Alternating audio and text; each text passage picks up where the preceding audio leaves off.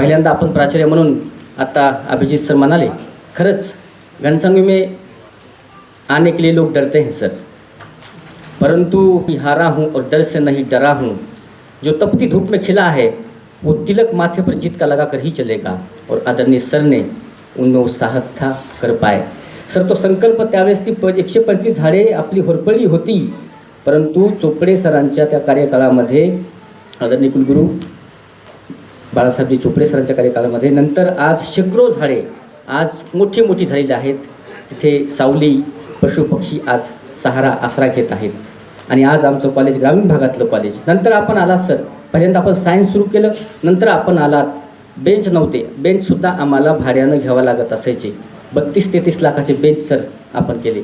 मुलींच्या उच्च शिक्षणातील मागासला तो भाग आहे, मुलींच्या शिक्षणातले मागासले पण का आहे त्याची सरांनी शहनिशा केली आणि त्या वसतिगृहामध्ये मोफत मुलींना शिक्षण मिळावे यासाठी सुद्धा सरांचा अत्यंत मोलाचा सिंहाचा वाटा आहे। तिसऱ्यांदा सर प्राचार्य म्हणून आले, म्हणजे आत्तापर्यंत आमच्याकडे 9 प्राचार्य येऊन गेले, त्यापैकी 3दा हॅट्रिक करण्याचा मान आणि सन्मान आणि बहुमान जर कोणाला मिळाला असेल तर आदरणीय प्राचार्य सरांना मिळाला।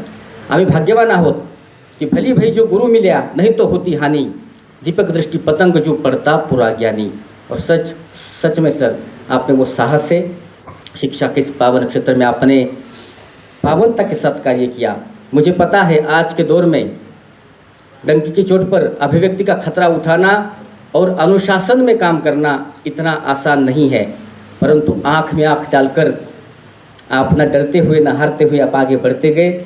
और आज मॉडल कॉलेज घनसावंगी अपने डॉक्टर बाबा साहेब अम्बेडकर मराठवाड़ा विश्वविद्यालय के अंतर्गत जो है गुणवत्तापूर्ण और ग्रामीण छात्रों को शिक्षा देने में अपनी भूमिका निभा रहा है। ये कॉलेज आगे बढ़ रहा है, उसमें आपकी भूमिका महत्वपूर्ण है। मैं आपको समय नहीं लूँगा, मैं अनुशासन में ही रहूँगा।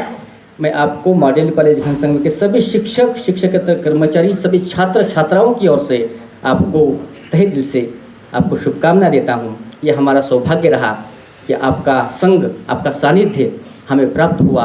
आने वाला कल सर सभी ने कहा और मैं भी कहूँगा कि जब तक सांसों में सांस है आप निरंतर लड़ते रहेंगे शिक्षा के पावन क्षेत्र में। जब भी कोई मनुष्य अनासक्त होकर चुनौती देता है इतिहास को, उस दिन नक्षत्रों की दिशा बदल जाती है। और नक्षत्रों की दिशा बदलने का काम डॉक्टर बाबा साहेब अम्बेडकर मराठवाड़ा विश्वविद्यालय में किसी ने किया है, डॉक्टर सत्यजीत दांडगे सर ने किया है। मैं अपनी वाणी को यही पूर्ण देता हूँ। धन्यवाद, जय हिंद।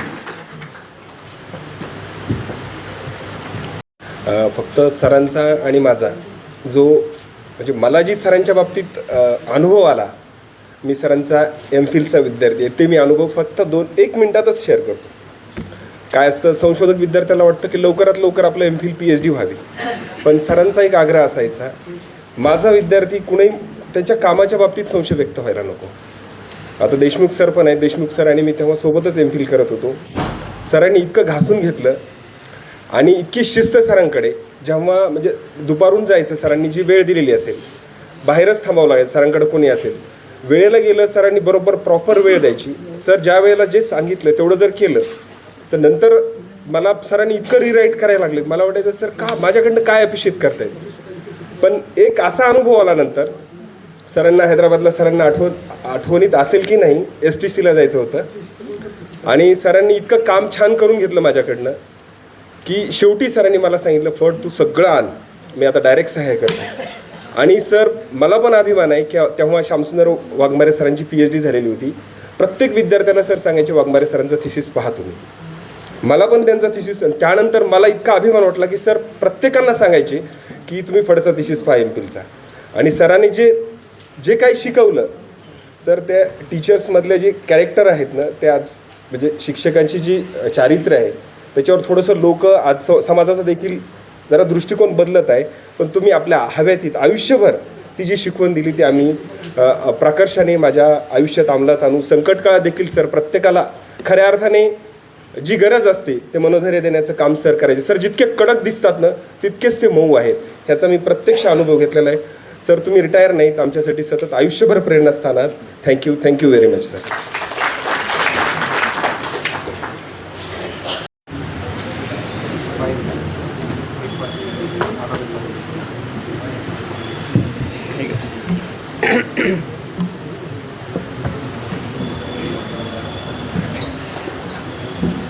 सर्वांना नमस्कार.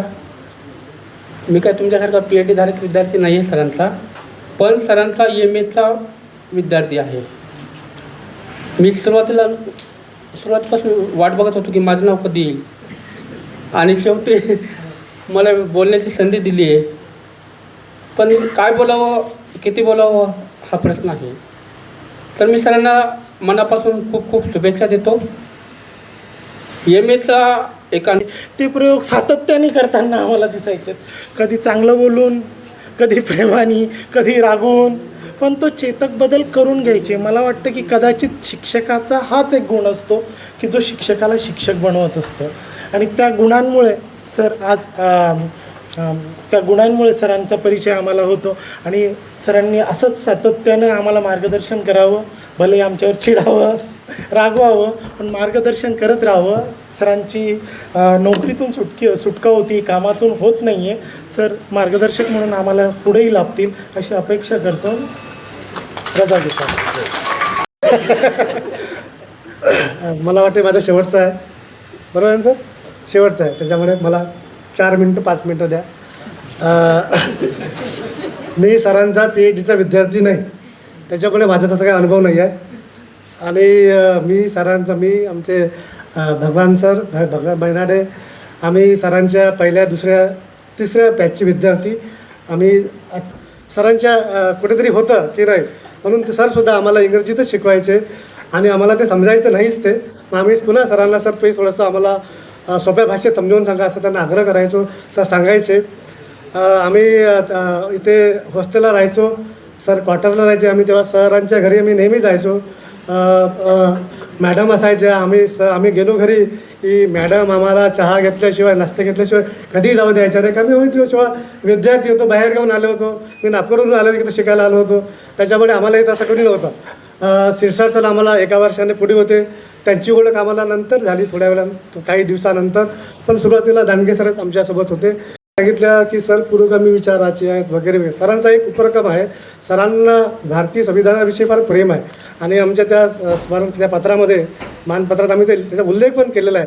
आणि सरांच्या प्रयत्नाने अनेक ठिकाणी आज भारतीय संविधान हा विषय ग्रॅज्युएशन लेवलवर शिकवला जातो आहे. त्याचं काही ना काही श्रेय सरांना आपलं द्यावं लागेल, सगळं श्रेय द्यावं लागेल. आणि ती फार मोठी गोष्ट आहे की हा प्रश्न आहे म्हणून सरांचा आग्रह होता आणि आहे. आणि सरांनी तर माझी अशी अपेक्षा आहे, सरांनी काही न केले चालेल, पण सरांनी याच्यानंतर संविधान साक्षरता कार्यक्रम जरी चालवला तरी फार मोठी गोष्ट आहे सर ती आपल्यासाठी, आणि ते तुम्ही जरूर कराल अशी अपेक्षा आहे. म्हणून एक असं मला म्हणावंसं वाटते की मंजिलो से, तरी तुम्ही या सगळ्या तुमच्या शिष्यांच्या मनामध्ये, हृदयामध्ये कायम असाल सर, ही फार मोठी गोष्ट आहे सर. शिक्षक आपल्याला काय देतो, शिक्षकांनी आपल्याला काय दिलेलं आहे, तर सरांनी आपल्याला ज्ञान दिलेलं आहे, दृष्टिकोन दिलेला आहे. सरांचा दृष्टिकोन सगळ्यांच्या बोलण्यातून, सरांचा दृष्टिकोन कसा आहे, सरांच्या जीवनाकडे पाहण्याचा. आपल्याला दांडगे सरांना भरपूर ऐकायचं आहे याची पण मला कल्पना आहे. आजच्या ह्या कार्यक्रमाचे सत्कारमूर्ती माझे मित्र, सेवानिवृत्तीच्या दांडगे सरांच्या कार्यक्रमातून एक असा फ्लॅशबॅक मला गेला 35 वर्षापूर्वी, एक 30-35 वर्षापर्यंतचा आमचा सहवास. मग त्याच्यामध्ये संघर्ष असेल, त्याच्यामध्ये उपलब्धी असतील, आयुष्यातले प्रत्येक टप्पे असतील. मी त्यांचा PhDचा विद्यार्थी नाही, पण PhD बरोबर करणाऱ्यांपैकी आहे. हा प्रवास असेल पूर्ण, हा सगळा डोळ्यासमोर येतो आहे. दांडगे सर विद्यापीठात आले, जॉईन झाले, इथे क्वार्टर्समध्ये राहत होते, तेव्हापासून ते आजपर्यंत काय काय बोलू असंही झालं. आणि पुन्हा 2 मिनटात बोलणं हे तसं शक्य नाही, आणि मला असं बोलणं तसं अवघड जातं. आनंदही होतो आहे आणि कुठेतरी मनाला असं एक खिन्नता पण वाटते की दांडगे सर आता रिटायर व्हायला लागलेत. आता लोकप्रशासनामध्ये दांडगे सरांना आपण असं गृहीत धरून नाही चालू शकत. ही पण भावना जी आहे ही मनात आहे, बोचती आहे कुठेतरी. अध्यापनामध्ये दांडगे सरांनी प्रामाणिकपणे प्रयत्न केला, खूप चांगल्या पद्धतीने विद्यार्थी घडवले. हे सगळे विद्यार्थी तुम्ही जे बोलले हे त्याची सगळी साक्ष आहे. संशोधनातही भरीव काम केलं. मी ह्या सगळ्या त्यांच्या टप्प्यामध्ये साक्षी राहिलेलो आहे. मग त्यांचं ते प्राचीन प्रशासनाचं पुस्तक असेल, असे सगळे काय सांगू आणि काय नाही असं झालं आहे मला. हे सगळं होत असताना दांडगे सरांचं कारकीर्द तर अशी क्षणात निर्णय घेणं आणि बस नाही आपल्याला नाही जमणार सोडून देऊ, अशा पद्धतीचं व्यक्तिमत्व आज खूप अभावाने मिळतात. त्यापैकी एक दांडगे सर आहे. त्यामुळे दांडगे सर आपल्याला येणाऱ्या काळामध्ये आठवत राहतील. माझी दांडगे सरांची माझी अशी इच्छा होती जी अपूर्ण राहणार आहे, तीच मला जाणवतीये सारखी. आम्हाला एकत्र काम करायचं होतं, ते काही करता आलेलं नाही आणि आज सर निवृत्त होत आहेत.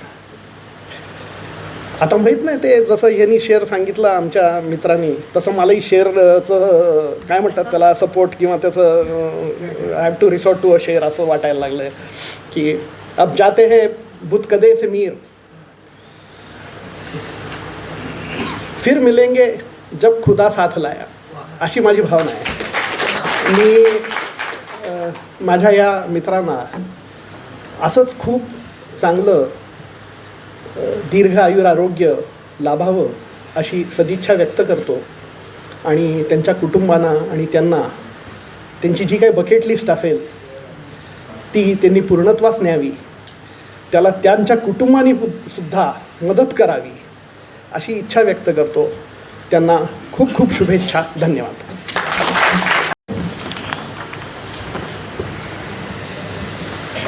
आदरणीय दांडगे सर, त्यांचे सर्व कुटुंबीय, माझे मित्र मकरन, धायगोडे मॅडम, सर्व माझे स्नेहीजन, 40-45 सेकंदच बोलेल, 1 मिनिटाच्या पुढे जाणार नाही, कारण माझीच इच्छा आहे सरांना ऐकायचं आहे.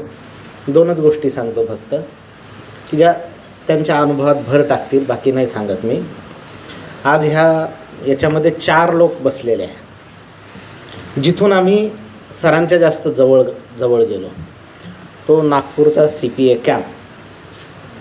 नाव सांगतो तुम्हाला, नवीन पिढी फार ह्या नमुन्यांना ओळखत नसेल, पण जुने जे आहे त्यांना माहीत आहे. मुख्तार शेख, प्रचंड भांडणाचा इतिहास असलेला बसलेला आहे. दिगंबर गंगावाने त्याच्या बाजूला. त्या विद्यार्थी दशेत औरंगाबादमधल्या सगळ्या डॉनशी संपर्क असलेला अविनाश वानखेडे आणि एक आता गरीब वाटणारा श्याम शिरसाट.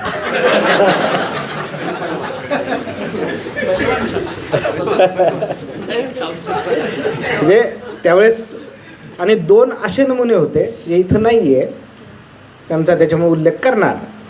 त्यावेळेस दोन्ही डिपार्टमेंटला अशी चर्चा होती की ह्यावेळेस CPA कॅम्पमध्ये डेफिनेट काहीतरी दंगल आहे.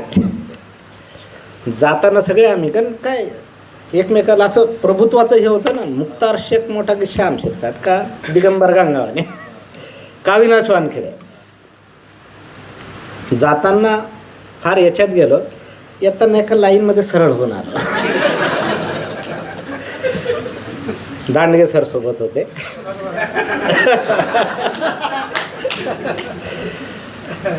म्हणजे आमचं व्यक्तित्व म्हणजे सरांना खूप क्लोज आम्ही त्यावेळेस बघितलं. कुठं ढील सोडायची, कारण त्यावेळेस सगळ्यात बेस्ट परफॉर्मन्स हा आपल्या डॉक्टर बाबासाहेब आंबेडकर मराठवाडा विद्यापीठाचा राहिला होता.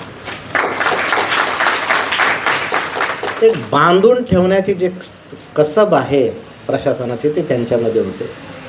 दुसरा एक म्हणजे खरं तर रेकॉर्ड नका करू तो. दुसरा एक अनुभव आपल्या विद्यापीठाचा आता नुकताच मागचा आहे. 127 आकडा ऐकला का? ऐकलेला आहे. त्या चौकशी समितीचा जो आहे इथल्या प्रमुख, मी होतो त्यावेळेस प्रोविसी म्हणून. त्यामध्ये सगळं डेटा जमा बिमा सगळा तो हे केला आणि मग ते कर्मचाऱ्याने ते मग आमच्या कमिटी पुढे तो आला.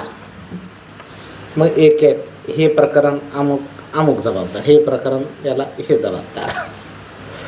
वाचता वाचता माझ्या पुढे एक नाव आलं, डॉक्टर सतीश दांडगे. मला घामच फुटला. थांबा म्हणलं, बाबा इथं थांबू आपण, कारण याच्यात काही चूक आली तर सगळ्या अहवालाची चिरफाड झाल्याशिवाय राहणार नाही. आम्ही ते रिव्ह्यू केला आणि त्यांच्यामुळे 5-50 जण सुटले. आता म्हणजे इतक्या वर्षानंतर मी ते सांगतो. त्याचं कारण असं आहे, म्हणजे याचा अर्थ ते एक्सक्यूज नाही आहे की जेव्हा मी बारकाईनं पाहिलं तर लक्षात आलं का नाही हे त्याच्यामध्ये बसूच शकत नाही. खूप शिकलो सर तुमच्या याच्याखाली. भावनिक मुद्दा आहे त्याच्यामुळे जास्त बोलणार नाही खरं तर. पण एक जे त्यांचं नेहमीचं म्हणणं असतं की आपण प्रशासनाचे लोक आहे आणि ॲडमिनिस्ट्रेटिव्ह प्रोसेस अँड प्रोसिजर हे आपण नाही तर कुणी हे करायचे. त्याच्यामुळे डिपार्टमेंटचं काम आजसुद्धा म्हणजे आमच्या प्रत्येक DCचा जो मिनट्स आहे तिकडं जातात. ते श्याम शिरसाट हेड झाले म्हणून नाही, ती जी परंपरा जी चालत आली आणि दांडगे सरांनी त्याला इन्हान्स केलं की सगळं काम जे आहे हे अशाच प्रशासनाच्या चौकटीमध्ये झालं पाहिजे. एक मोठा अनुभव आहे ते रिटायरमेंट मी नेहमीच म्हणतो, मी माझ्या त्या सेवानिवृत्ती याच्यावर विश्वास नाही, त्यांच्याबाबत तर तो लागूच होत नाही. त्याच्यामुळं खूप मोठं फक्त सर म्हणजे मला एक वाटतं, कारण इथं जे भावना व्यक्त झाल्या ना तर त्याची एक बाजू ही पण आहे की फार सगळ्यांनी धाक घेतलेला होता तुमचा. त्याच्यामुळे मला एक जे आहे ना, मला खरंच ताईंची कमाल वाटते. त्याच्यामुळे जास्त ना सर तुम्ही जास्त घरी वेळ देऊ नका, तेवढ्या पुरतं ठीक आहे. तुमच्या क्षमता ह्या बाहेरच्या अनेक गोष्टीसाठी वाट पाहताय सर. तुमच्या खूप चांगल्या आरोग्यदायी भवितव्यासाठी मी शुभेच्छा व्यक्त करतो सर. थांबतो. धन्यवाद.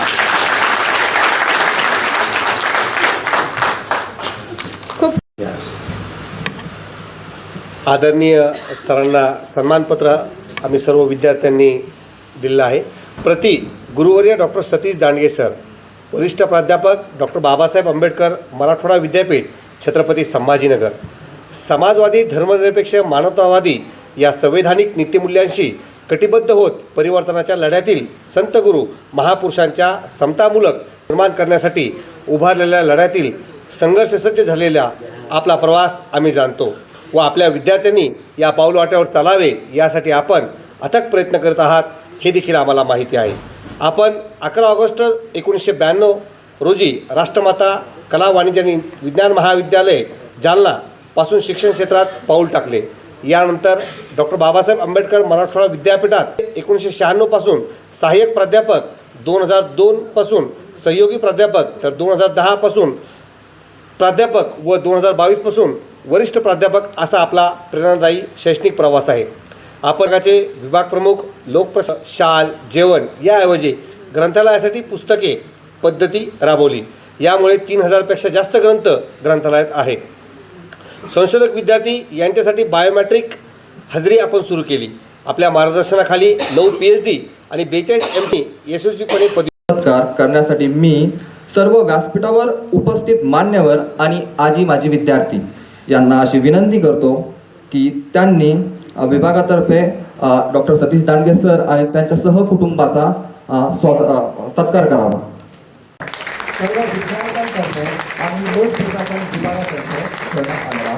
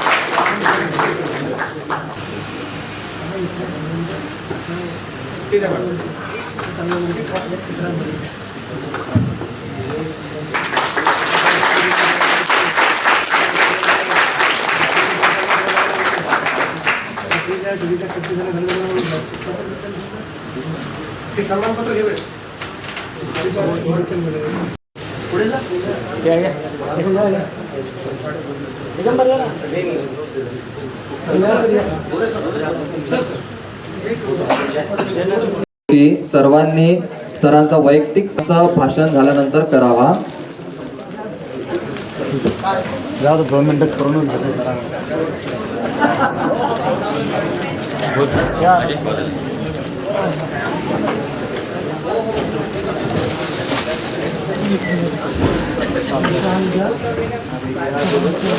Wishing you all a very good evening. On the behalf of Public Administration Department of the dais, I request from bottom of heart, खूप छान वाटेल हा सत्कार जर आपण मेन बिल्डिंगला केला तर. त्यामुळे सगळ्या मान्यवरांना विनंती करते, रिक्वेस्ट करते की सगळ्यांनी जागेवरती स्थानापन्न व्हा. आपण सर्व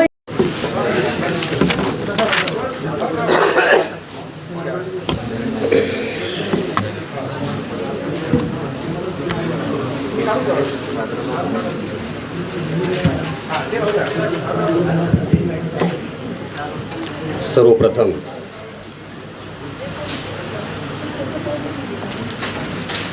आजच्या या सोहळ्यानिमित्त आपण या ठिकाणी आलात आणि जवळपास सकाळी 10 वाजेपासून ते आतापर्यंत या ठिकाणी बसून आहात.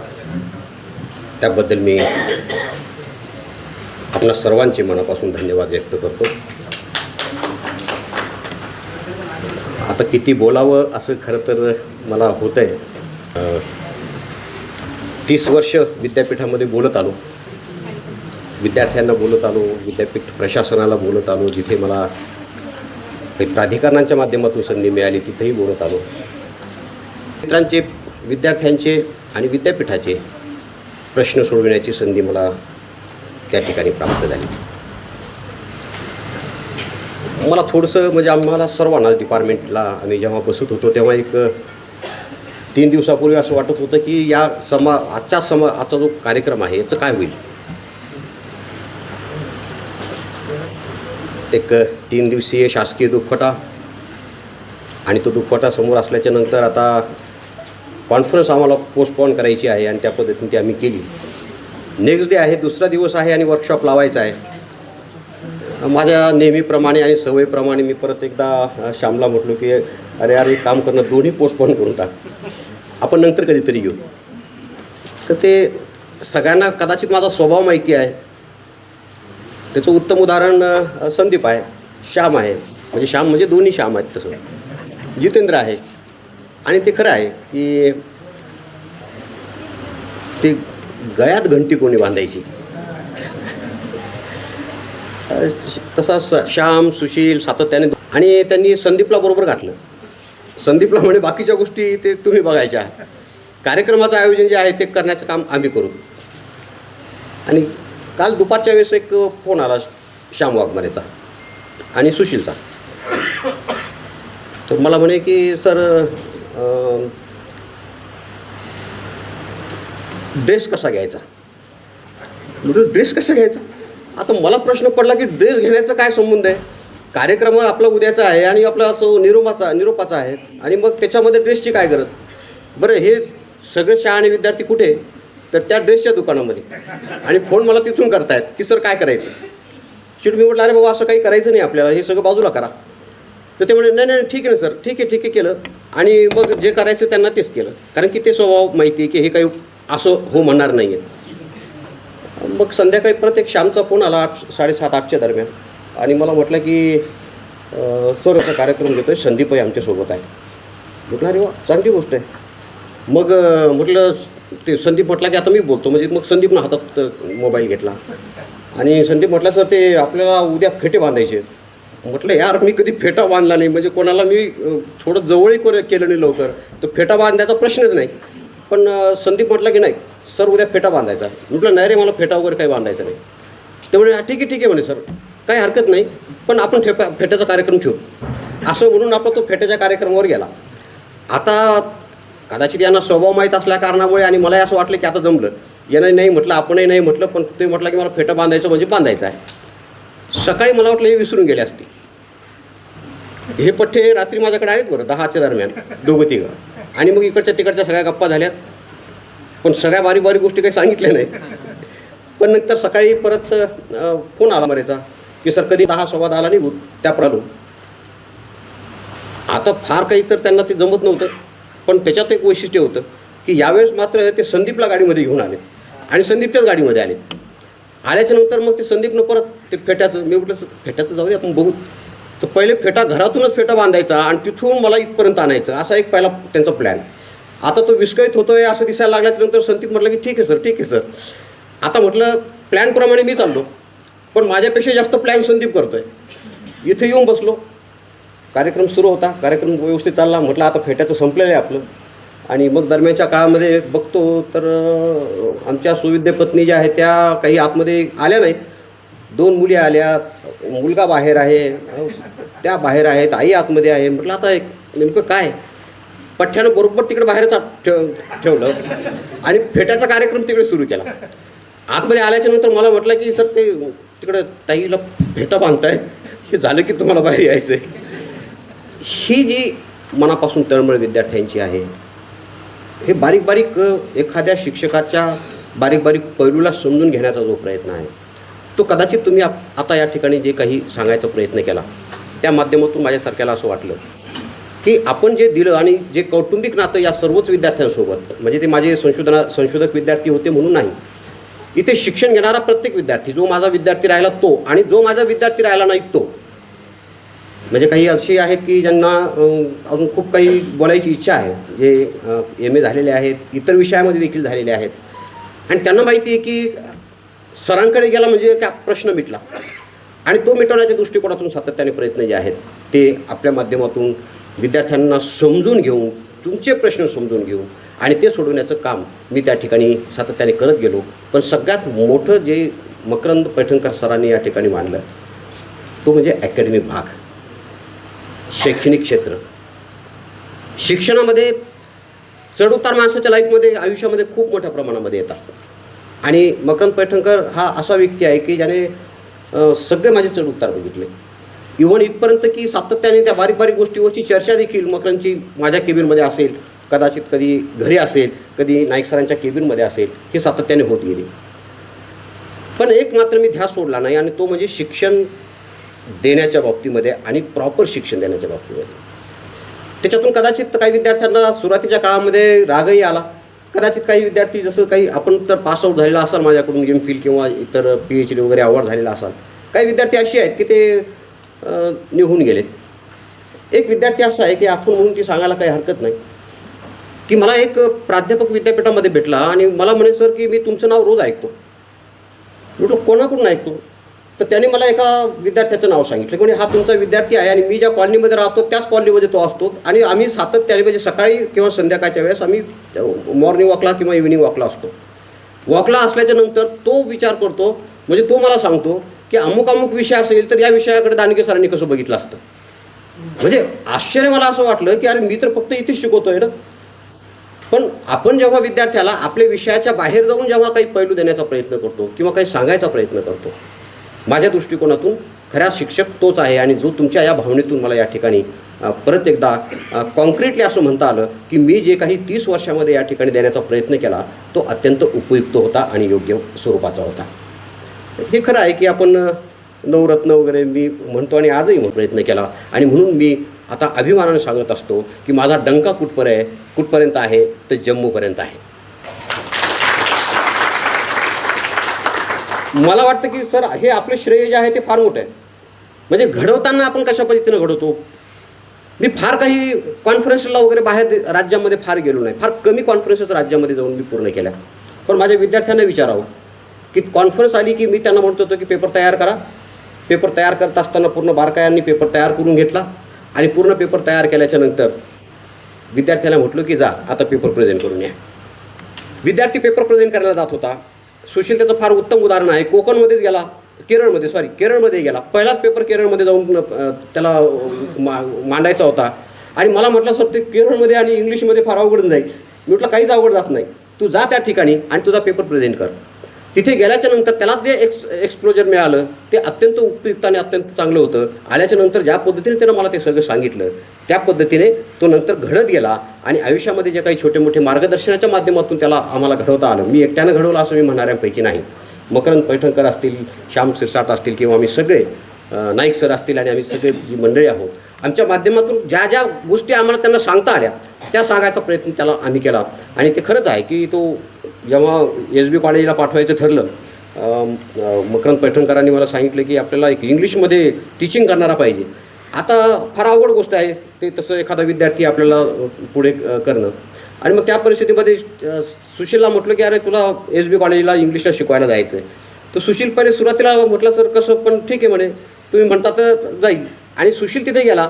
तिथे गेल्याच्या नंतर तो तयार व्हायला लागला, हळूहळू शिकवायला लागला. आणि मग मी बघितलं की रात्री 1-1, 2-2 वाजेपर्यंत त्यांनी तयारी केली आणि ती तयारी करून तो शिकवायला लागला. नंतर मकरंद पैठणकरांनी खऱ्या अर्थाने त्याला SBमध्ये मोठ्या प्रमाणामध्ये घडवलं. अलग अलग फील्डमध्ये, अलग अलग विषयामध्ये त्याला शिकवायला दिलं. पॉलिटिकल सायन्सचा अभ्यास माझ्या मते सुशीलने त्या ठिकाणी मोठ्या प्रमाणामध्ये केला. पब्लिकचा ॲडमिनिस्ट्रेशनचा अभ्यास त्या ठिकाणी मोठ्या प्रमाणामध्ये केला. आणि याचंच ते फळ आहे की जेव्हा आपण एक शिक्षक म्हणून जेव्हा बघतो तेव्हा एक मार्गदर्शक म्हणून देखील त्याला आपण बघितलं पाहिजे. आणि उत्तम मार्ग जर आपण त्याला निवडून दिला तर या मार्गावर चालताना हे सगळे विद्यार्थी चांगल्या पद्धतीने पुढे यशस्वी होऊ शकतात. कदाचित आपल्या सगळ्यांच्या बोलण्यावरून मला आज परत एकदा कन्फर्म झालं की आपण कधीही आपलं ध्येय आणि आपलं जे काही व्हिजन आहे ते कोणत्याही परिस्थितीमध्ये सोडायचं नाही. कोणी 4 शिव्या दिल्या तरी चालतील, कोणी वाईट म्हटलं तरी चालेल, परंतु आपण माइलस्टोनच झालं पाहिजे. आपण निश्चित झालो पाहिजे की इथेच आहे मी आणि इथूनच सगळ्यांनी दिशा शोधायची आहे. आणि दिशा शोधत असताना त्यांनी सांगायचं आहे की त्या दिशेचा दगड तो आहे आणि तिथपर्यंत त्यांनी आम्हाला इथून इथपर्यंत पाठवलेलं आहे. हे करण्याची क्षमता मला असं वाटतं की शिक्षकामध्ये असली पाहिजे. आपण त्या पद्धतीने, मी फक्त तुम्हाला मार्ग दाखवला, तुम्ही तिथपर्यंत पोहोचला. आपण सगळ्यांच्या बाबतीमध्ये आता मला सांगणं फार अवघड गोष्ट आहे की जवळपास 20-25 जणं बोललेले आहेत आणि माझी इतकी तारीफ झाली. आता प्रश्न हा पडतो की तारीफ होती का आपल्याला काहीतरी वेगळं होतं. हा त्रास झाला, तो त्रास झाला, अमकं झालं, टमकं झालं. शेवटच्या विद्यार्थ्यापर्यंत ते चालू आहे. अविनाश कुठे बसलेला आहे? ते आहे, गेला वाटतं. याच पद्धतीने चालू आहे. परंतु घडवणं हे शिक्षकाचंच काम आहे. आणि जोपर्यंत शिक्षक घडवणार नाही तोपर्यंत विद्यार्थी तयार होणार नाहीत. आणि जोपर्यंत विद्यार्थी तयार होणार नाही तोपर्यंत या पद्धतीची शैक्षणिक गुणवत्ता घेऊन हा शिक्षक किंवा हा तयार झालेला विद्यार्थी परत पुढच्या पिढीला घडवणार नाही. आणि म्हणून ही घडवण्याची प्रक्रिया माझ्यापर्यंत जी आली ती माझ्या गुरुवाऱ्यांकडून आली. माझ्या गुरुवाऱ्यांनी मला त्याच पद्धतीनं घडवलं. आणि हे घडवत असताना छोट्या छोट्या गोष्टीवर देखील याच पद्धतीने माझ्याकडून काम करून घेतलं. एकच फक्त उदाहरण देईल. बोरा सर माझे गुरुवारे आहेत आणि बोरा सरांकडे जेव्हा गेलो, पब्लिक ॲडमिनिस्ट्रेशन, आता मी खूप काही बोलू शकतो या गोष्टीमध्ये. कधी कधी वाटतं की आता तुम्ही भूक लागलेली आहे, आता किती वेळ घ्यावा तुमचा, हाही माझ्यासमोरचा प्रश्न आहे. ते म्हणतात की सगळं अचानक आणि टर्न माणूस जेव्हा घेतो तेव्हा कदाचित तो जाणून बुजून घेतो आणि कधी कधी असे टर्न मिळतात की त्याला कळतच नाही की आपण इकडे कसं काय आलो. म्हणजे पब्लिक ॲडमिनिस्ट्रेशन घेताना कदाचित माझ्या डोक्यामध्ये कधीही पब्लिक ॲडमिनिस्ट्रेशन नव्हतं, पण तिथे असलेल्या त्या कर्मचाऱ्याने सांगितलं की पॉलिटिकल सायन्स को आप तुझे ॲडमिशन नाही मिलेगा, पब्लिक लेना है तो ले, नाही तर नाही लेना आहे. शेवटी तो पब्लिक ॲडमिनिस्ट्रेशन घ्यावा लागला. इथे आलो. इथे आल्याच्या नंतर आम्ही तिथे कोटेजा सरांकडून शिकलो. कोटेजा सर आणि बोरा सर हे त्या काळातले शिक्षक JS कॉलेजचे. आणि मग कोटेजा सर म्हटले की अरे ज्या वहाँ बोरा है, पारस बोरा है, उससे मिल ले. इकॉनॉमिक्सला नंबर लागला MA करण्यासाठी, हिस्ट्रीला नंबर लागला MA करण्यासाठी. परंतु हे दोन्ही नंबर लागले असताना देखील मी बोरा सरांना भेटावं म्हणून बोरा सरांना भेटायला गेलो. बोरा सरांनी मला ते थोडं समजावून सांगितलं. मग बोले अरे MPSC वगैरे करणार आहे तो पब्लिक ॲडमिनिस्ट्रेशन में. आणि त्यावेळेस सर फॅड खूप मोठं होतं. आताही फॅड आहे नाही असं नाही, पण त्या काळातलं फॅड म्हणजे नाशिकला जायचं, पुण्याला जायचं, ते करायचं वगैरे आणि कोणत्याही स्थितीमध्ये अचिव्हमेंट घ्यायची, जागाही भरपूर निघत होत्या. आणि ते थोड्याफार प्रमाणामध्ये माझ्या डोक्यामध्ये होतं. म्हटलं यार इथे आपण MAला पब्लिक ॲडमिनिस्ट्रेशन केलं तर मग ते बरं होईल. आणि ते करण्याचा प्रयत्न करायचा म्हणून मी पब्लिक ॲडमिनिस्ट्रेशनमध्ये आलो. परंतु त्यानंतर MPSCची कधीही परीक्षा दिली नाही. सिरियसली माझा विषय जो आहे तुम्ही हाताळा आणि सिरियसली विषय हाताळून मी माझ्या विषयामध्ये चांगल्या पद्धतीने पुढे यायचा प्रयत्न केला. परंतु जेव्हा मी PhDला रजिस्ट्रेशन करायचं ठरवलं तेव्हा मी बोरा सरांकडे गेलो आणि आता बोरा सरांचं तर फॅकल्टी मेंबर. मग फॅकल्टी मेंबर म्हटल्यानंतर किती सोपं असतं की चला ओके काही हरकत नाही करून टाका PhD. मला असं वाटलं की आता सर म्हणतील की अरे चलो क्या बात आहे कर ले PhD. आणि मग सरांना बोललो आणि सर मला म्हटले की हाँ वाह वाह बहुत अच्छे किस में करेगा. मी आपले काही विषय सांगितले तुमचे अनुभव तेच आहेत तेच माझे अनुभव आहेत काही वेगळे अनुभव नाही. आणि मग बोललो किस में करेगा. मी आपले अलग अलग विषय सांगत गेलो. ते म्हणून नाही असं मत कर तेरा MPhil का काम आहे ना. आणि ते सरांचे सगळे नातलग मंडळी जी आहे ना ती व्यापारी आहेत जालन्यातले आणि त्यांना ते त्याच्यात इंटरेस्ट होता. मला म्हणे वो फिर मार्केट कमिटी पे काम करना है और उस पर अपने को PhD करना आहे. आणि म्हणून मला ते मार्केट कमिटीच्या PhDचं सब्जेक्ट जे आहे ते सरांनी दिला. बरं दिला तर तिथपर्यंत ठीक होतं. मला असं वाटलं की आता सगळं आपलं चॅप्टर स्कीम करायची आणि सरांकडे जायचं. सर मला म्हटलेत की तसं वैसा नाही 100 किताबों की यादी लेके आ. बघा तुमच्यापर्यंत कसं आलं.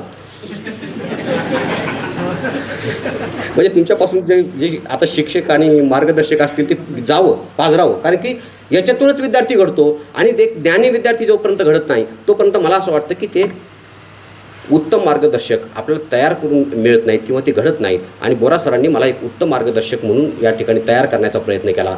3 वर्ष नव्हे तर माझ्या PhDला 4 वर्षे लागली.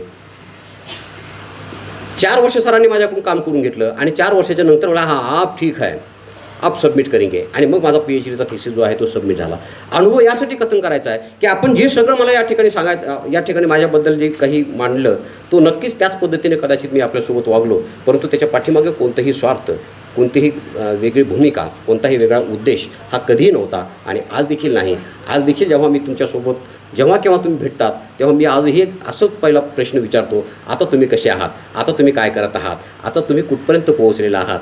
हा माझा सातत्याने मुद्दा असतो. आणि एक उत्तम शिक्षक हा असतो उत्तम मार्गदर्शक हा असतो की आपला विद्यार्थी किती उंचीपर्यंत जाईल याचा सातत्याने विचार करणे. आता पल्लवी या ठिकाणी बसलेली आहे. पल्लवीची भेट फार नाही पण पल्लवी कोणकोणत्या जिल्ह्यामध्ये गेलेली आहे कुठे काम करते आहे आणि कशा पद्धतीने काम करते तिचं सगळं फॉलोअप जो आहे तो आमच्या म्हणजे मित्र जे आहेत शंकर अंभोरे त्यांच्या माध्यमातून मी सातत्याने घेत असतो. आणि कधीतरी वेळ प्रसंगी एखाद्या वेळेस फोन करतो की कशी आहेस म्हणून. तर हे जे आहे हे शिक्षक आणि विद्यार्थ्यांची आपुलकी ऋणानुबंध एक स्नेह हा कदाचित या पद्धतीने तयार होतो. आणि तुमच्या सगळ्या बोलण्यावरून मला असं वाटतं की मी त्याच्यामध्ये पूर्णतः फिट्ट बसलेलो आहे. जरीही मी हातामध्ये एखादी काठी घेऊन उभा असेल तरीही मला वाटतं की ती फार मऊ होती.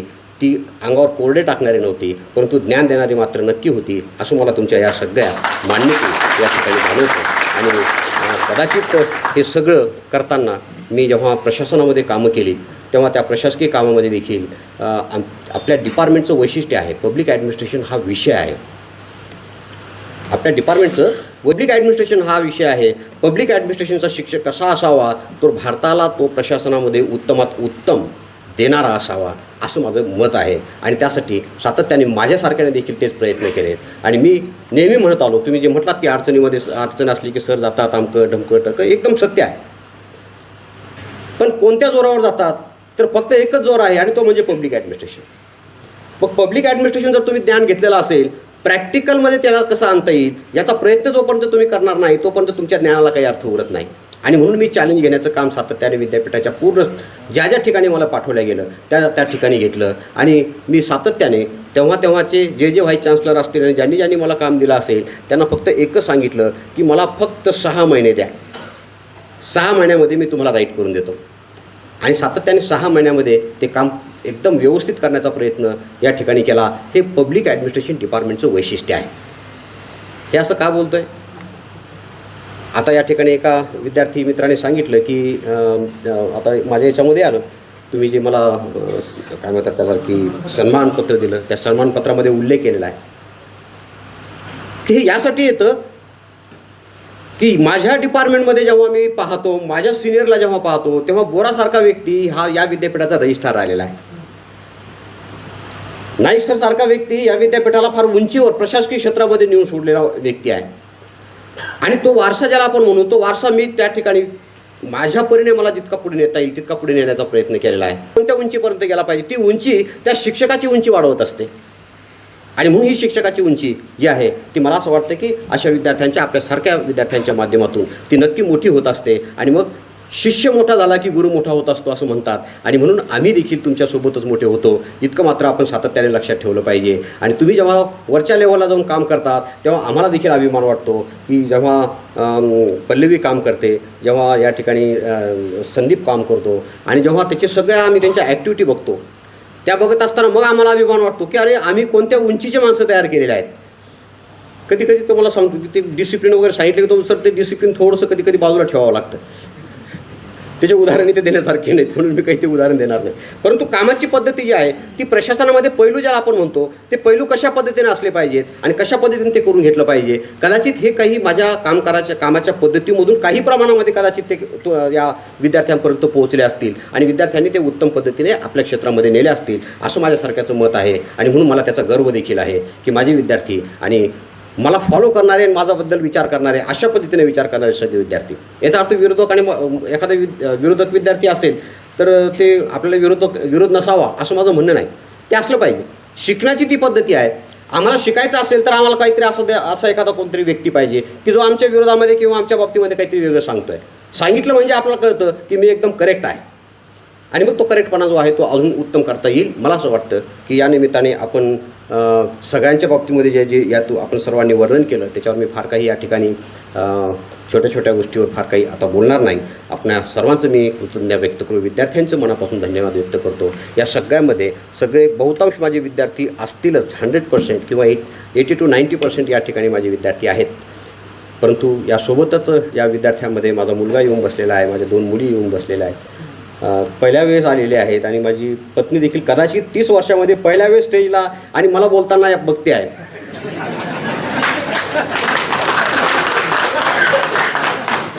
बरं, याही पलीकडे मी माझी भाषणं जे आहेत ना, मी जेव्हा बाबासाहेबांवर किंवा इकडे तिकडे भाषणं जेव्हा देतो तेव्हा ते भाषणं मी टेप करून घेतो, रेकॉर्ड करून घेतो. आणि रेकॉर्ड करून घेतल्याच्या नंतर तिला ऐकवतो. तिला म्हणतो बरोबर होतं का जरा सांग बरं.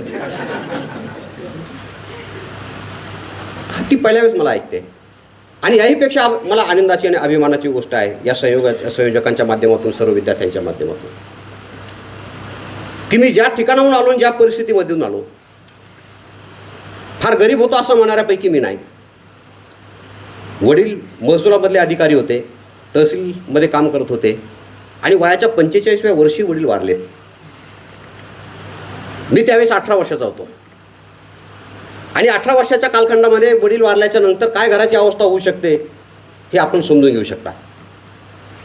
या 18 वर्षाच्या कालखंडामध्ये माझ्या आईचं वय काय असेल हे आपण समजू शकता. आणि त्या परिस्थितीमध्ये माझ्या आईने, म्हणजे त्यापूर्वी देखील 6 भावंडांना घडविण्याचं काम, शिकवण्याचं काम, मोठं करण्याचं काम हे सातत्याने केलं. आणि जेव्हा जेव्हा मला कुठे अडचणी आल्यात तर आईला मिळणाऱ्या तेव्हाच्या 600-700 रुपयाच्या, मला वाटतं 350 रुपयाच्या पेन्शनमधून मला काही अमाऊंट आई काढून देत होती. आणि माझं जालना टू औरंगाबाद हा रेल्वे प्रवास त्या पद्धतीने होत होता. ते शिक्षण त्या ठिकाणी पूर्ण होत होतं आणि ते शिक्षण मी त्या पद्धतीने त्या ठिकाणी पूर्ण केलं. एका कोणत्या तरी विद्यार्थी मित्रानं सांगितलं की खेळण्याचा छंद आहे आणि तो आहे. कधी कधी आता वाटतं की आता बरं झालं, आता जाऊ आणि मस्त मैदानामध्ये खेळू. बुद्धिबळाचाही खूप छंद आहे.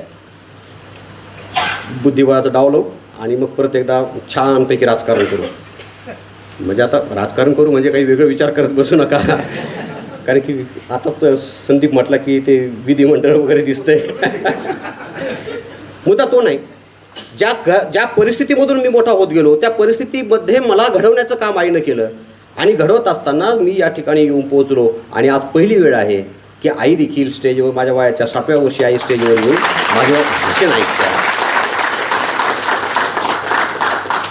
3-4 दिवसापासून खोकला होता, आईला ताप होता, तरी जालन्यातून आली, एकटीच बसणं आली. कारण की लहान भाऊ काही हो म्हणत नव्हता, मीही काही हो म्हणेल अशी खात्री नव्हती. परंतु इथे आली.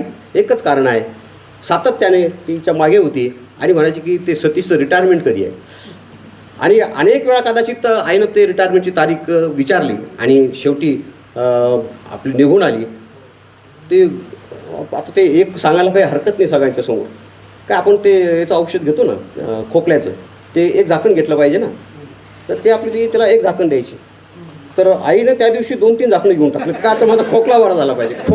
खोकला जोपर्यंत बरा होत नाही तोपर्यंत मला हा घेऊन जाणार नाही. आणि आतापर्यंत काही खोकलली नाही, म्हणजे खोकला बरा झाला.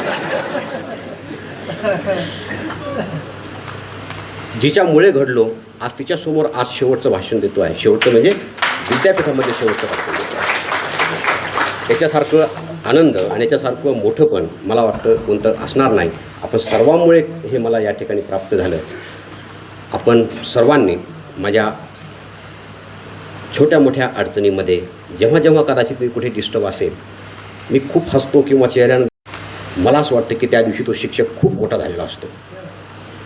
नाराजी ज्या दिवशी विद्यार्थी समजून घेतो तेव्हा तो खूप मोठा शिक्षक झालेला असतो. योगायोगानं त्याचं एक उदाहरण मी मुद्दामून संदीपच्या बाबतीमध्ये देईन की संदीपच्या याला मी कॉलेजला गेलो आणि संदीप मला म्हटलं की सर आपल्याला आता ते सगळं फिरवलं त्यांनी इकडे तिकडे, आणि मग म्हणजे आपण जेवण करायचं आणि मग जायचं. तर त्या पद्धतीने जेवण वगैरे केलं. पण ते मला खरं सांगू का, त्या दिवशी सर्दी होते आणि तापही होता. तर थोडंसं चेहरा वगैरे दिसत होता. त्या दिवशी तो काहीच बोलला नाही त्या ठिकाणी. पण रात्री 9-10च्या नंतर एक कॉल आला आणि संदीप म्हटलं की सर सगळं चांगलं आहे, काय नाराजी आहे ती सांगा. आणि नाराजीचं कारण इतकं खोदू विचारलं. शेवटी मी म्हटलं अरे नाही बाबा, मला सर्दी ताप होता, असं काही नाही. हे जे आहे हे शिक्षकाला समजून घेणं, एक विद्यार्थी जेव्हा समजून घेतो ना तेव्हा त्या नात्यातलं जे काही ऋणानुबंध असतात किंवा संबंध असतात ना, ते कदाचित मला असं वाटतं की ते फार मोठे असतात. आणि ते करण्याचं काम कदाचित मला या तुमच्या सगळ्यांच्या एकूण जी मांडणी केली त्या माध्यमातून मला या ठिकाणी वाटतं हे असेच या ठिकाणी असावेत, असं माझ्यासारख्याचं मत आपल्यासोबत सातत्याने असेल. मकरंद पैठणकरच्या बाबतीमध्ये आता ते खरं तर खूप कमी बोललेत. आम्ही सगळं दूर झोकून सगळ्या गोष्टी, खूप अनेक गोष्टीचे साक्षीदार आम्ही दोघं आहोत. शैक्षणिक कामकाजाच्या संदर्भामध्ये असेल, काही अचिव्हमेंटच्या बाबतीमध्ये असेल. असं कधी झालं नाही की एखादं पद घेतो आहे आणि मी मकरंदला कधी बोललो नाही. चर्चा केल्याशिवाय कोणतंही काम केलं नाही. वरिष्ठ आणि गुरुवर्य यांच्याशी बोलल्याशिवाय मी कोणतंही पद घेतलं नाही.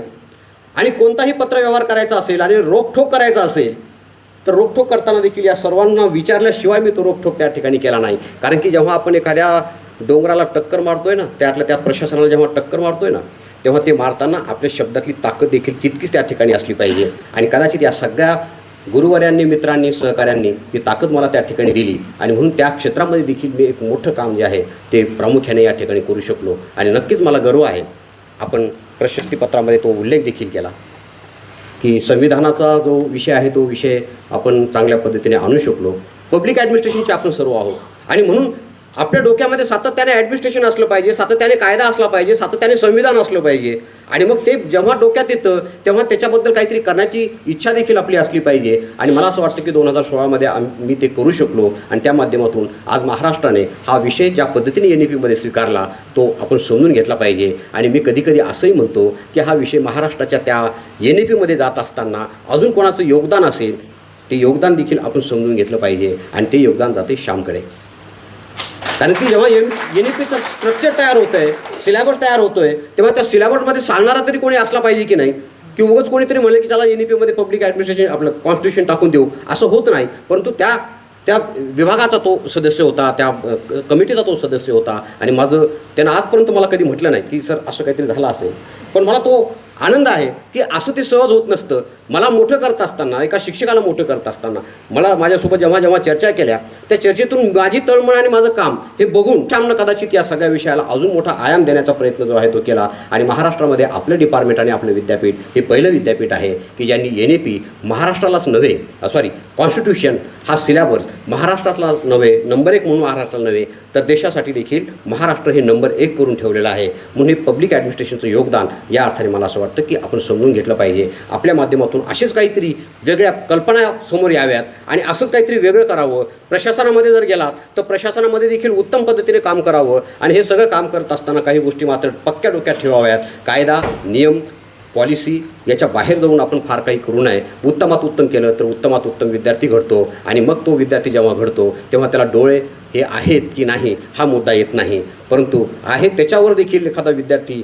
वाघमारेसारखा विद्यार्थी जेव्हा उभा राहतो तेव्हा खऱ्या अर्थानं शिक्षकाला मोठा गर्व येतो आणि मग वाटतं की अरे हा विद्यार्थी आपण तयार करू शकलो तर मग डोळस विद्यार्थी तयार करताना तर आपल्याला काही प्रॉब्लेम नाही. आणि मला असं वाटतं की हेच विजन आपण देखील आयुष्यामध्ये ठेवावं. ज्या ज्या ठिकाणी आपण असाल त्या त्या ठिकाणातून हे पुढे नेण्याचा प्रयत्न जो आहे तो आपण करावा असं माझ्यासारख्याचं मत किंवा भावना या निमित्ताने या ठिकाणी असते.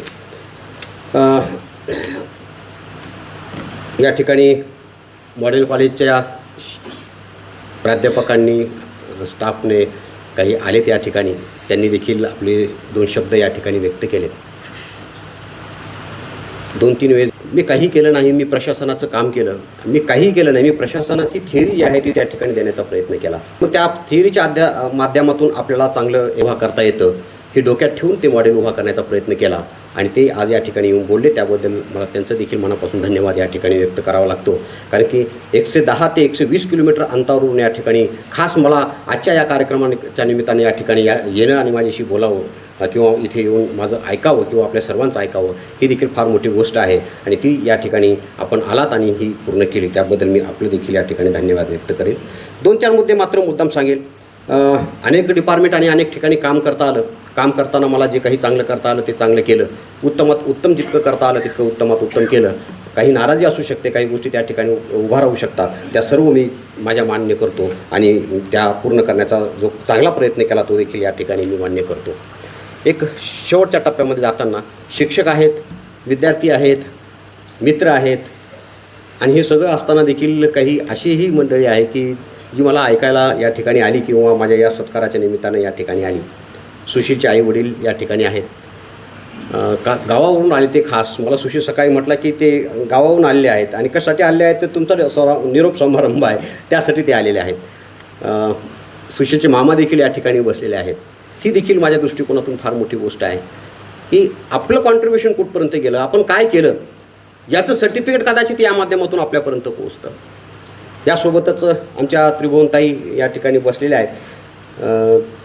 माझ्या मुलीच्या सासूबाई आहेत, त्रिभुवन साहेब आहेत, आमचे जावई देखील या ठिकाणी आहेत. हे सगळे या ठिकाणी मला खास ऐकण्यासाठी आलेले आहेत आणि हे सगळं एकत्रित करण्याचं काम मी नाही केलं एवढं मात्र नक्की आहे. माझ्या स्वभावाप्रमाणेच म्हटलं की नाही कोणालाच यायचं नाही, कोणीच येणार नाही, मी एकटा जाणार आणि माझं ते सगळं ते निरोपाचं काम पूर्ण होणार. पण हीच टीम आगाऊ टीम या आगाऊ टीमने हे सगळं व्यवस्थित केलं. घरी येऊन सगळ्यांना व्यवस्थित सांगितलं आणि मी जे बोललो ते खरं आहे की नाही याची देखील खात्री केली. मी म्हटलं की माझ्या सुवैद्य पत्नीला थोडंसं इंजेक्शन, तिला थोडंसं खोकला आहे, थोडं इंजेक्शन ताप वगैरे आहे. घरी येऊन यांनी बघितलं खरंच आहे की नाही आणि तिनेही दाखवली की बघा मी इंजेक्शन घेऊन आले. हे सगळं गोष्ट जी आहे ही जेव्हा आपण बघतो आणि जेव्हा माझ्या या सगळ्या याच्यामध्ये आपण या पद्धतीने या ठिकाणी सगळ्यांना एकत्रित आणलं याबद्दल मी आपलं सर्वांचं मनापासून धन्यवाद व्यक्त करतो. आपण फार चांगल्या पद्धतीने माझ्याबद्दल फार चांगलं बोललात. जे चांगलं आहे ते मी चांगलं घडलं नसेल माझ्याकडून त्याचा देखील मी या ठिकाणी स्वीकार करतो. मला देखील दुरुस्त करण्याची संधी ही उपलब्ध या निमित्तानं होते आणि ती देखील मी योग्य पद्धतीने काही माझ्यातल्या चुका असतील तर त्या दुरुस्त करण्याचा प्रयत्न आयुष्यामध्ये करतो. तिथे करता नाही आल्यात तर दुसऱ्या ठिकाणी कुठेतरी करायचा प्रयत्न करतो. आपल्यामुळे हे सगळं चांगलं होईल असं मी या ठिकाणी गृहीत धरतो. संयोजकांनी श्यामने हे सगळा कार्यक्रम आज घडवून आणला आणि आपण इतक्या मोठ्या प्रमाणात या ठिकाणी माझ्या या समारंभासाठी आला त्याबद्दल मी आपल्या मनापासून धन्यवाद व्यक्त करतो. ज्यांनी मला या क्षेत्रामध्ये मोठं करण्याचा प्रयत्न केला किंवा सहकार्य केलं, मदत केली त्या सर्वांचं मी मनापासून धन्यवाद व्यक्त करतो. मकरंद पैठणकर आज सकाळपासून या ठिकाणी आहेत. ते व्यस्त असतात पण तरीही या ठिकाणी आहेत, त्यांचेही मनापासून धन्यवाद व्यक्त करतो. गायकवाड सर या ठिकाणी आलेले आहेत आणि गायकवाड सरांचं देखील मी आहेत ना, गायकवाड सर गेले आहेत, त्यांचं देखील मनापासून धन्यवाद व्यक्त करतो. आणि गायकवाड सरांच्या सोबत नाग टिळक सर आलेले आहेत, बाजूलाच बसलेत. मी त्यांना पहिले ओळखले नाही. यांना मकरला म्हटलं कोण आहे म्हणते नाग टिळक सर आहेत. म्हटलं नाग टिळक सर आहेत. थोडंसं शरीर जरा हे झालं आणि त्याच्यामुळे फिटनेस वाढला असं मला वाटतं आणि फिटनेस वाढल्याचा हा परिणाम आहे. आपण विचारलं माझा फिटनेस कसा आहे, सांगू का नको सांगू?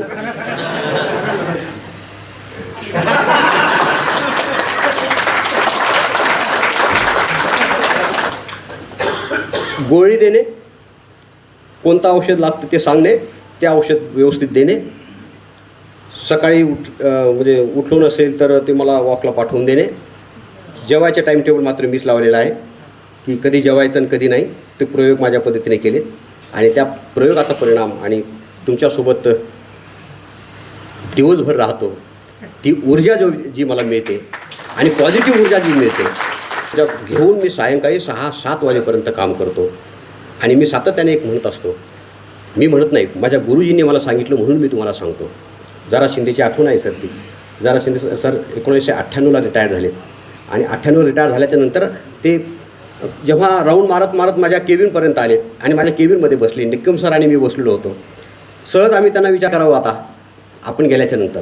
त्यांनी एकच सांगितलं होतं की दिवसभर विद्यार्थ्यांसाठी आणि येणाऱ्यांसाठी तुमचं केबिन उघडं असलं पाहिजे आणि जेव्हा कोणी येईल त्याच्याबद्दल ते तुमच्याकडून तो प्रश्न सुटेल असं नाही, परंतु तोच काहीतरी तुम्हाला सांगतो आहे त्याला समजून घ्या आणि समजून घेतल्याच्यानंतर त्याला इतकं तरी समाधान होतं की आपला प्रश्न नक्कीच काही प्रमाणामध्ये या ठिकाणी सुटत आहे. आणि म्हणून ती जी ऊर्जा मिळते आपल्याला काम करण्याची त्या माध्यमातून, ती ऊर्जा कदाचित मला आजपर्यंत या ठिकाणी फिट ठेवू शकली आणि मी फिट आहे.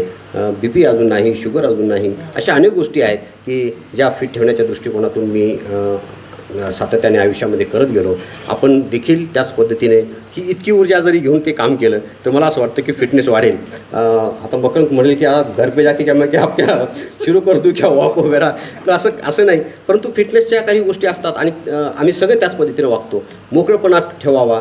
एखाद्याबद्दल जर काही बोललो आपण असेल, रागामध्ये बोललो असेल तर तितक्या वेळासाठी आणि तितक्या क्षणासाठी तो जवळ ठेवावा आणि काही वेळाच्या नंतर ते करावं लागेल, तसं नाही तसं करावं लागेल. हे जोपर्यंत आपण करणार नाही तोपर्यंत ते आपलं ते BP जो आहे ना तो वाढणार नाही आणि BP वाढला नाही तर मला वाटतं की सगळं काही ठीक होईल. ते आतापर्यंत तरी मी ठीक ठेवण्याचा प्रयत्न केलेला आहे.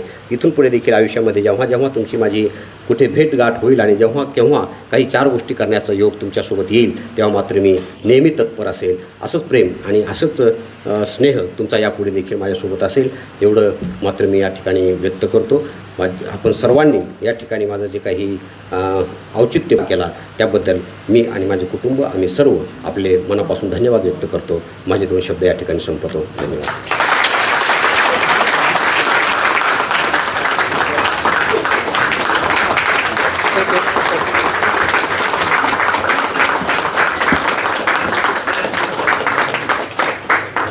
धन्यवाद सर. यामध्ये एक राहिलेलं आहे ते फक्त सांगून घोषणा करायची राहिलेली होती.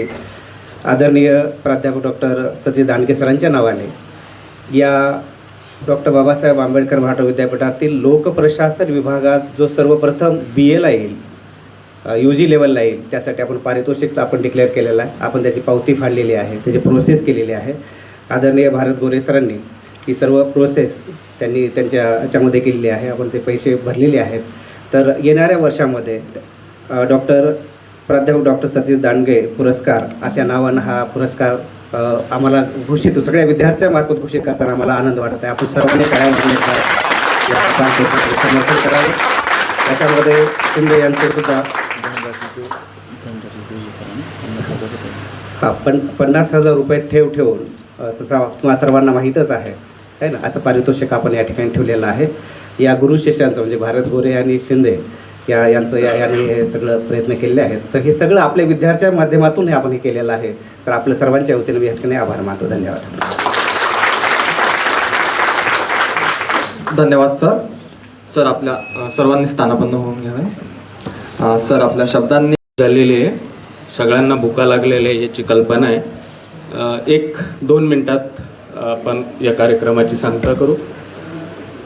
आज दांडगे सरांच्या सेवा गौरव समारंभानिमित्त आणि त्या विषयाचा एका वर्कशॉप निमित्त आपण इथं जमलेलो आहोत. आणि या सेवा गौरव कार्यक्रमासाठी ज्यांनी या कार्यक्रमाचं आयोजन केलं असे आपले विभाग प्रमुख डॉक्टर श्याम शिरसाट सर आणि कन्व्हेनर डॉक्टर ज्योती धायगुडे मॅडम यांचं सर्वप्रथम विद्यार्थ्यांच्या वतीने आम्ही आभार मानतो. त्यानंतर या कार्यक्रमाला उपस्थित असलेले आमचे मार्गदर्शक डॉक्टर पैठणकर सर यांचेही आभार मानतो. त्यानंतर दांडगे मॅडम, दांडगे आई यांचेही आभार मानतो. आणि सर्व विद्यार्थ्यांच्या वतीने दांडगे सरांनी आमचा सत्कार स्वीकारला, या सत्काराबद्दल दांडगे सरांचेही आभार मानतो. आणि अध्यक्षांच्या वतीनं आणि प्रत्येकाचं नाव, या प्रत्येक गेस्टचं नाव, खूप मोठे विद्यार्थी दांडगे सरांनी इथं घडवलेले, त्या प्रत्येकाचं नाव या ठिकाणी घेणं शक्य नाही आहे.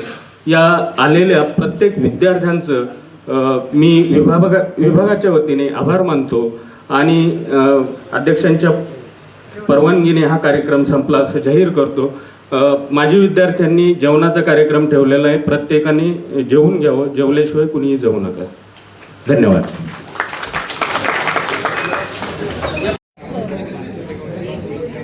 सर्व विद्यार्थ्यांना सूचना आहे की आपण जेवण केल्याशिवाय कोणीही जाऊ नये.